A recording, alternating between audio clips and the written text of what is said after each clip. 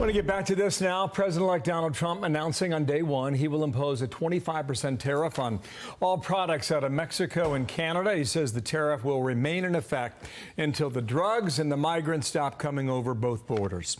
Bryan Llenas, West Palm Beach, Florida, the follow-up on this now. And Bryan, good morning there.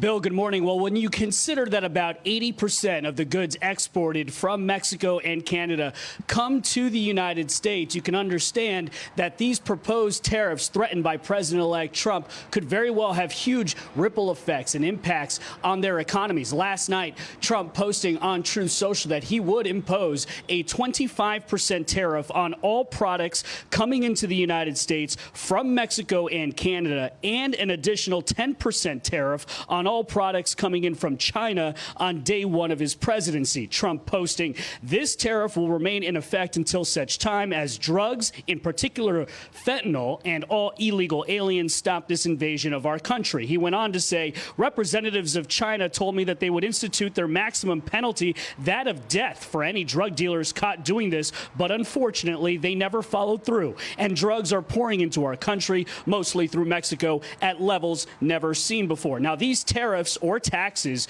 could have inflationary effects here in the U.S. They would primarily impact goods like oil, cars, and minerals from Canada, computers, cars, and agriculture from Mexico, machinery, furniture, and toys from China. Now, in response, a Chinese embassy spokesperson said, quote, China-U.S. economic and trade cooperation is mutually beneficial in nature. No one will win a trade war or a tariff war. Now, Trump views tariffs as a negotiating tool. You'll remember in 2019, he threatened Mexico with tariffs before backing down after Mexico agreed to send thousands of National Guard troops to its border with Guatemala to crack down on illegal immigration and agreed to taking in those asylum seekers. And now, as for the transition back here in West Palm Beach, President-elect Trump yesterday announcing three main roles in the White House: Director of Public Affairs, Legislative Affairs, as well as key posts for public liaison. We are still waiting to hear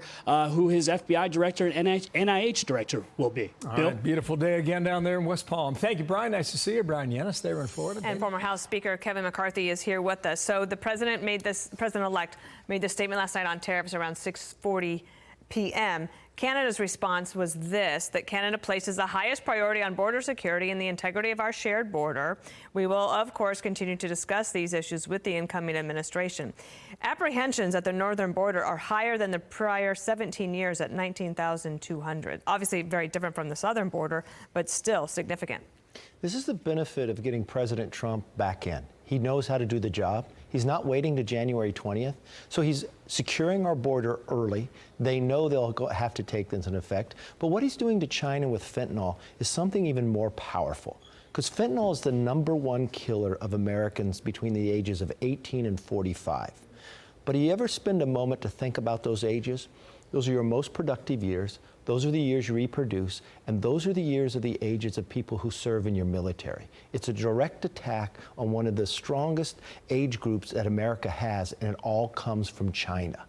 So what he's doing is, when someone's worried about the economy, they shouldn't be, because he's going to make that age group stronger, safer, and more productive and be able to live their life by shutting down fentanyl. Might be smart to give him a 55-day runway also. Maybe you get a policy where you hit the ground running.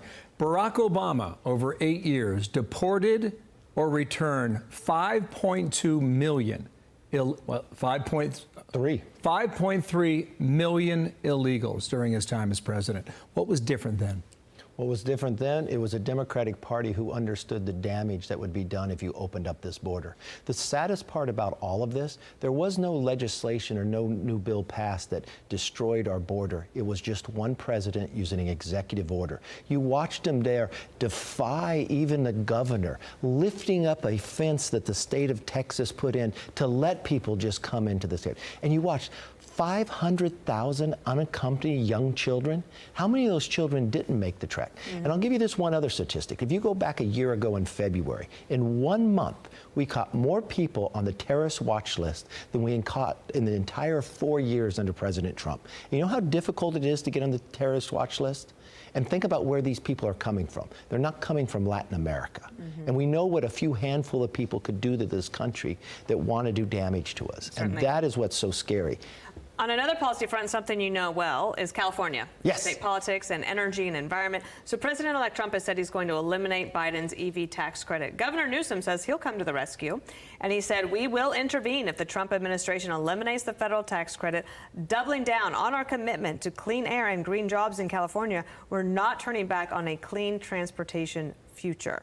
What's the play there? No, but you didn't read it all. What he would do is give the credit, but not to Tesla, the one automaker that actually makes it in California. This just shows that Gavin Newsom is not a serious governor. He's insane of what he wants to attack his own state. That's why our population is declining.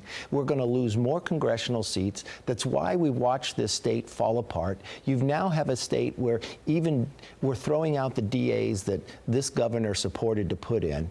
The pendulum is turning, and this governor is not serious, doesn't have a future, and even his policies hurt the workers of California. Kevin McCarthy, thanks for stopping by. Thanks for having me. Plenty to talk about the coming months. Happy Thanksgiving. Thank you, and to you. Thanks so much for being here and to your family. I'm Steve Ducey. I'm Bryan Kilmeade. And I'm Ainsley Earhart. And click here to subscribe to the Fox News YouTube page to catch our hottest interviews and most compelling analysis.